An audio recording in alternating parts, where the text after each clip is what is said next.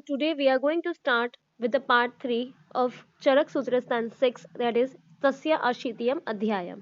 ठीक है, हमने हेमंत के बारे में कर लिया था. We did about Shishir. Now moving on to Vasant ऋतुचर्या. Okay, वसंत ऋतुचर्या.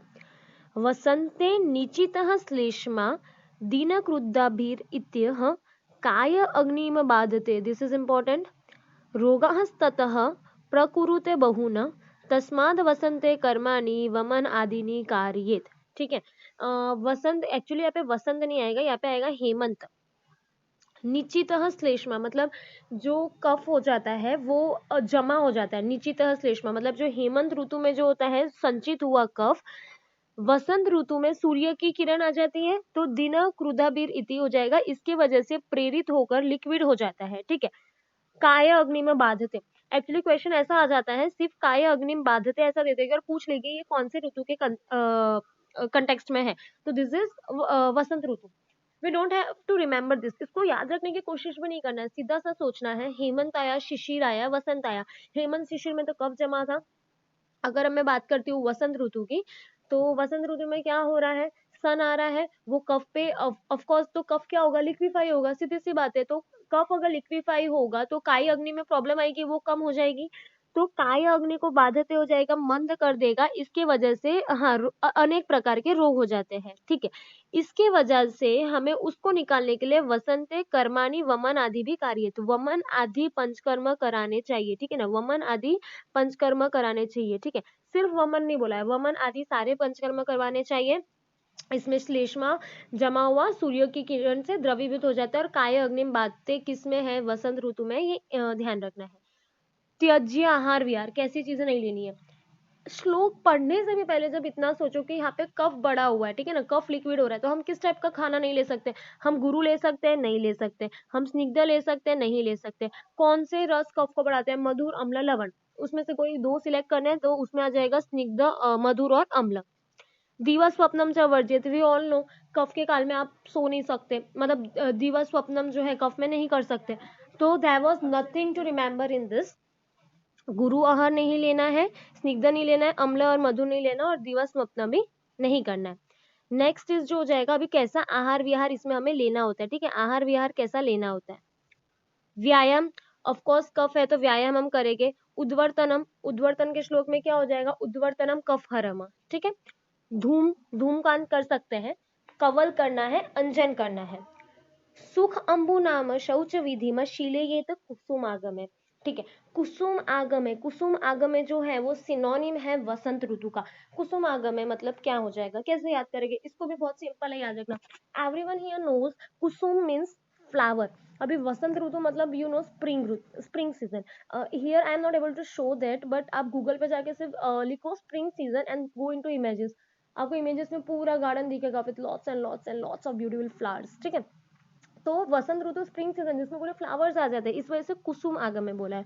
उसमें क्या बोला हुआ है, सुख अंबुना शौच विधि में शीलियत, मतलब हमें जो जाएगा थोड़ा जो ल्यूकवार्म वाटर होता है, ना ज्यादा ठंडा ना ज्यादा गर्म, वो हमें यूज करना चाहिए फॉर क्लीनिंग पर्पस. चंदन अगरू दिग्ध अंगू, मतलब हमें कौन से किस चीज का लेप करना चाहिए, चंदन और अगरू. अब now we are going to compare. हेमंत में किस चीज का लेप आया था, सिर्फ अगरू. यहाँ पे चंदन अगरू दोनों. यव गोधूमा भोजन, भोजन में यव और गोधूम लेना है. ठीक है, यव और गोधूम लेना है. फिर शारभम शशम एनयम मांसम लविक कपिंजलम भक्षयेद.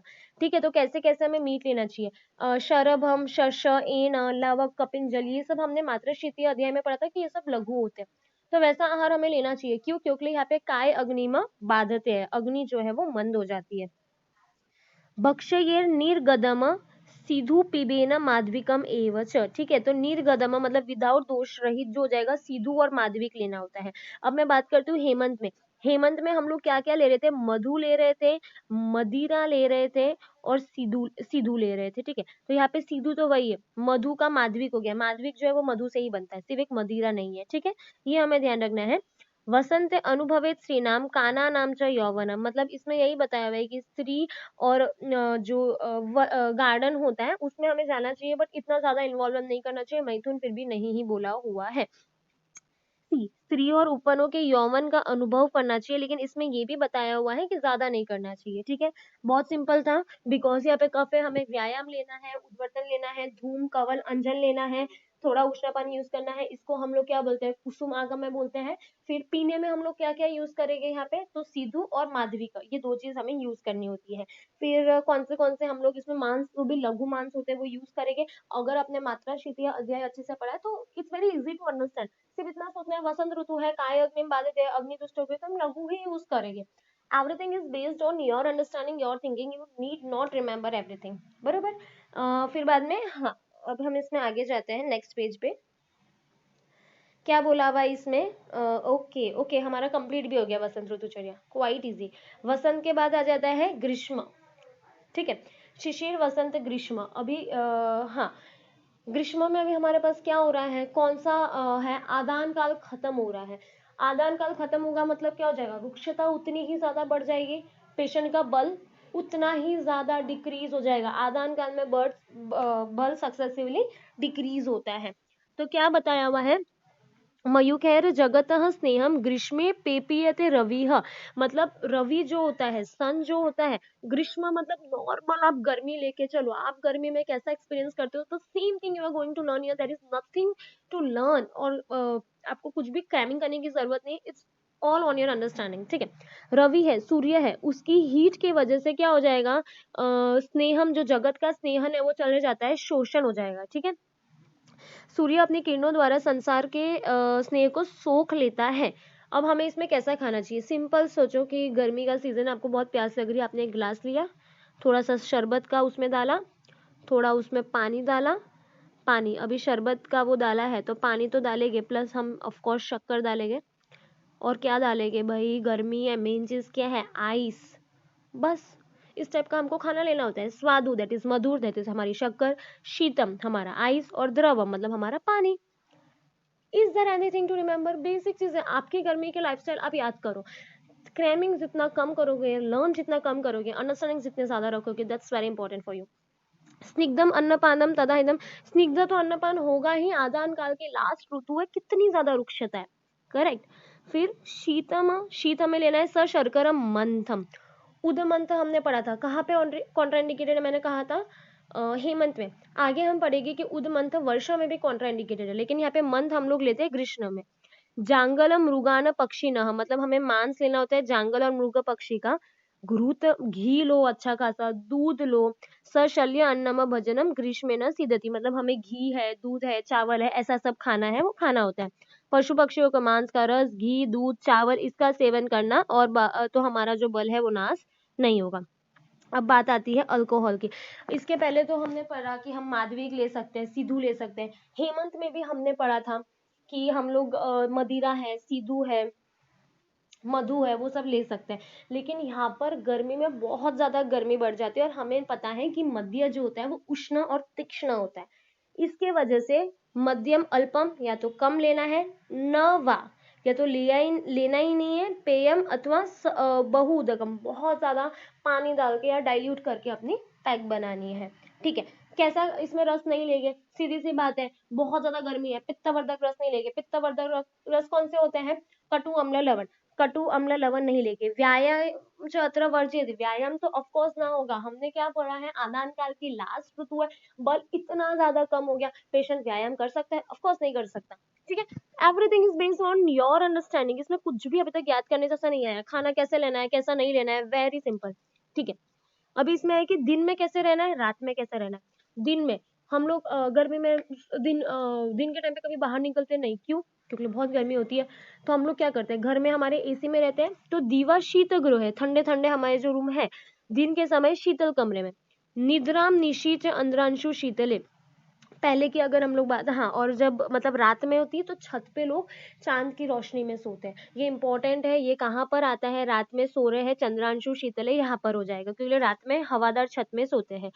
यजे चंदनाधिक अंध, यहाँ पे चंदन लगा रहे हैं, सिर्फ अगरू लगा रहे थे हेमंत में, चंदन और अगरू लगा रहे थे वसंत में, और यहाँ पर सिर्फ चंदन, क्योंकि बहुत ज्यादा गर्मी है, अगरू तो वो होता है गर्म, इस वजह से सिर्फ चंदन लगा रहे होते हैं। प्रवात है, प्रवात मतलब अच्छी हवा हो रही है।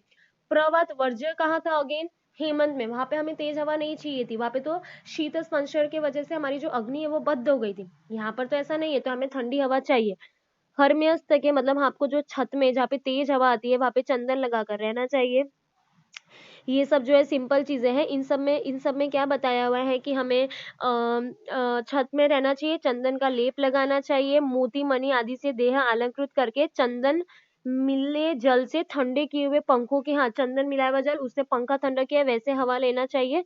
और हाँ ये एक इम्पोर्टेंट है, ग्रीष्म काले निषेवयित मैथुनात विरतो नरः, मतलब मैथुन नहीं करना चाहिए, मतलब व्यायाम और व्यवहार दोनों कॉन्ट्राइंडिकेटेड है। वसंत में व्यायाम भी बोला था, उद्वर्तन भी बोला था, क्योंकि वहां पे कफ था। यहाँ पे व्यायाम व्यवहार दोनों कॉन्ट्राइंडिकेटेड है, तो हमें ये ध्यान रखना है। यहाँ पे आया हुआ है व्यायाम, व्यायामम च अत्र वर्जयेत जाएगा, और यहाँ पे क्या बोला हुआ है, मैथुनाद विरतो नरः, मतलब जो है मैथुन जो है वो कॉन्ट्राइंडिकेटेड बताया हुआ है। ठीक है, फिर अब वर्षा ऋतु है। ओके, विल स्टार्ट विथ वर्षा ऋतु। ठीक है, आदान दुर्बले देहे पक्ता भवति दुर्बलः, स वर्षस्व अनिलादीनाम दूषणैर बाधयते पुनः, भू बाष्पन मेघ निस्यन्दात् पाकाद अम्लात् जलस्य च वर्षा स्व अग्निबले क्षीणे कुपयन्ति पवनादयः, तस्मात् साधारणः सर्वो विधिर्वर्षासु शस्यते। इंपॉर्टेंट यहाँ पे क्या क्या है पहले मैं बता देती हूँ। पक्ता भवति दुर्बलः इंपॉर्टेंट है, अनिल आदि नाम दुष्यते इंपॉर्टेंट है, और साधारण ये इंपॉर्टेंट है, बाकी सब इंपॉर्टेंट है, ये बहुत इंपॉर्टेंट है। अभी वर्षा जो होती है ना, अभी हमें वर्षा व से विसर्ग काल, तो हमें पता है कि वर्षा ऋतु जो है वो विसर्ग काल की फर्स्ट ऋतु है। ठीक है, तो आदान काल से अगर मनुष्य आया तो ऑफकोर्स उसकी बॉडी बहुत वीक हो गई है, तो आदान दुर्बल देह और उसकी डाइजेस्टिव पावर तो एकदम ही गई, क्योंकि हमने अभी देखा कि ग्रीष्म में तो वीक हो गई थी, तो उसकी अत्यंत दुर्बल रहती है। ठीक है, स वर्षा स्व अनिल आदि नाम दूषणैर वर्धयते पुन, तो इसमें जठर अग्नि दुर्बल हो जाती है और वात आदि दोष जो हो जाएगी वो और ज्यादा विशेष हो जाएगी। अनिल आदि नाम, अनिल आदि नाम मतलब वात पित्त कफ, ये इंपॉर्टेंट है यहाँ पर कि वर्षा ऋतु ऐसी कौन सी ऋतु है जहाँ पे तीनों दोष का प्रकोप होता है, वर्षा ऋतु में प्रकोप होता है। ठीक है, तो तीनों का हो जाता है भू बाष्पान मेघान निसंदनात्, मतलब अभी यही बताया हुआ है कि भूमि से बाष्प निकलता है, मेघ निसंदनात् बारिश आ जाती है, पाकाद अम्ल जल से हमें पता है कि यहाँ पे जल का अम्ल विपाक होता है और इस वजह से हमारी अग्नि है वो बहुत ज्यादा कम हो जाती है, वातादि दोष कुपित हो जाते हैं। साधारण रूप, साधारण सर्वो विधि, साधारण विधि सब कहाँ पे करते हैं, वर्षा ऋतु में, ये इंपॉर्टेंट है। ठीक है, तो नॉर्मल है, अम्ल पाक हो जाता है ये वो, लेकिन यहाँ पे तीनों दोष का प्रकोप सिर्फ एक ही ऋतु में होता है, दैट इज वर्षा ऋतु। ठीक है, पक्ता भवति दुर्बलः, काय अग्नि बाधते, बाधा कर रहा है, तो वहां पे हमारे पास क्या था इसके पहले वाला वसंत, लेकिन पक्ता भवति दुर्बलः तो हमारे पास वहां पर क्या हो जाएगा, वर्षा ऋतु चलेगा। और यहाँ पे साधारण सब ट्रीटमेंट जो है वो करनी चाहिए। उदमंथम, उदमंथ कहाँ पे नहीं बोला था, और हेमंत में भी नहीं बोला था, वर्षा में भी नहीं बोला था। मंथ कहाँ पे बोला हुआ है, मंथ को ऐसा समझ लो कि कोल्ड ड्रिंक है, हमने शर्करा वहां पे क्या था, शीतल शर्करा मंथ हो जाएगा, तो वो कोल्ड ड्रिंक हम कहाँ यूज करते हैं, ग्रीष्म में यूज करते हैं। दीवा स्वप्नम, दिन में नहीं सोना है। ठीक है ना, ये सब वर्ज्य थे, दिन में और सोना कहाँ नहीं बोला था, वसंत ऋतु में नहीं बोला था।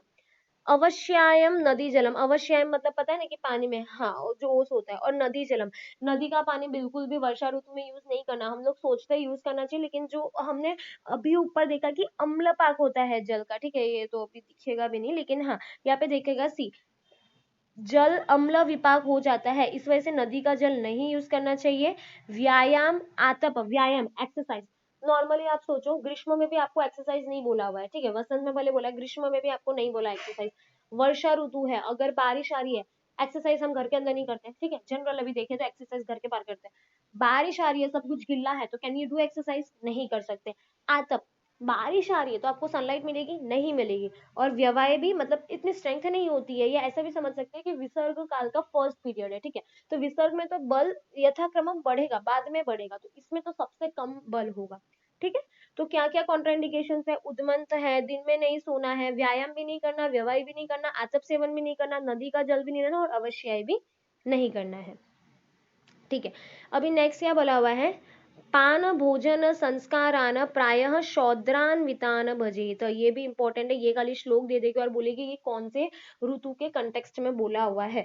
तो जो भी आपके पीने का हो, जो भी खाने का हो, उसको जो है शौद्र के साथ जो है हमेशा मिक्स करके देना होता है। ठीक है, शौद्रान्वितान देते हैं तो हमें ये ध्यान रखना है कि इसको आप जो है शौद्र के साथ जो है वो मिक्स करके देंगे।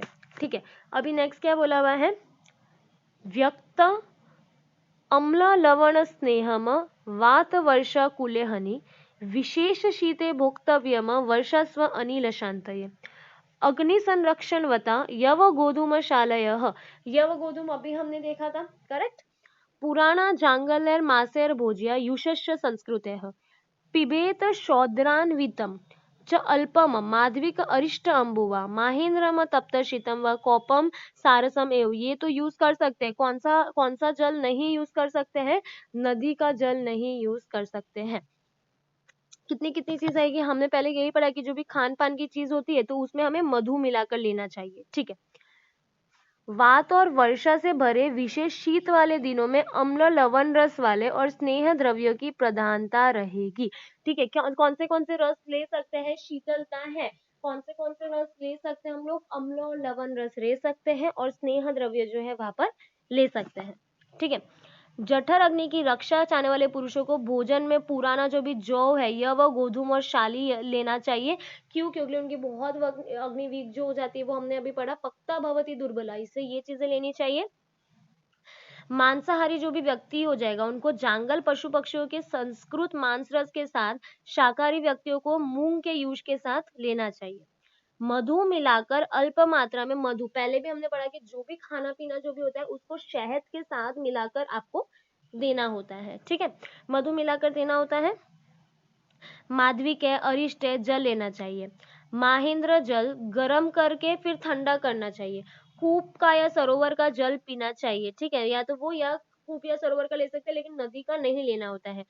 प्रघर्षणम उद्वर्तन, उद्वर्तन और कहाँ आया था हमारे पास, वसंत में था, व्यायाम और उद्वर्तनम। प्रघर्षण, उद्वर्तन, स्नान, गंध का प्रयोग और सुगंधित पुष्पमालाओं का धारण करना हितकर है। सुगंधित पुष्पमाला अभी तक वर्षा ऋतु के अलावा कहीं भी नहीं आया। उसका मतलब हम क्या समझेंगे, वर्षा ऋतु है, बारिश है, तो हर जगह किचड़ किचड़ हो गया, ऐसा तो हमें स्मेल अच्छी लगती है, लेकिन कहीं पर अगर ज्यादा गंदगी होगी तो गंदी स्मेल आएगी। तो हम लोग उसमें क्या करेंगे, अच्छा सा मस्त गार्लैंड पहन लेंगे, ठीक है ना, सुगंध्य हो जाएगा। चरक सूत्र स्थान 5 मात्रा शीतीय अध्याय, कुछ याद आ रहा है, सुगंध गंधमाला धारण, वेरी गुड करना हिलकर है। और हल्के एंड पवित्र वस्त्र धारण करना, केश रहित सूखे स्थान पर रहना चाहिए, सॉरी क्लेश रहित, नॉट केश, जो डैम प्लेसेस है, मतलब ऐसे जो पानी है वैसी जगहों पर जो है वो नहीं रहना चाहिए। सिंपल था, कुछ भी समझाने जैसा उसमें नहीं था। लास्ट इज शरद ऋतुचर्या which will complete in next lecture.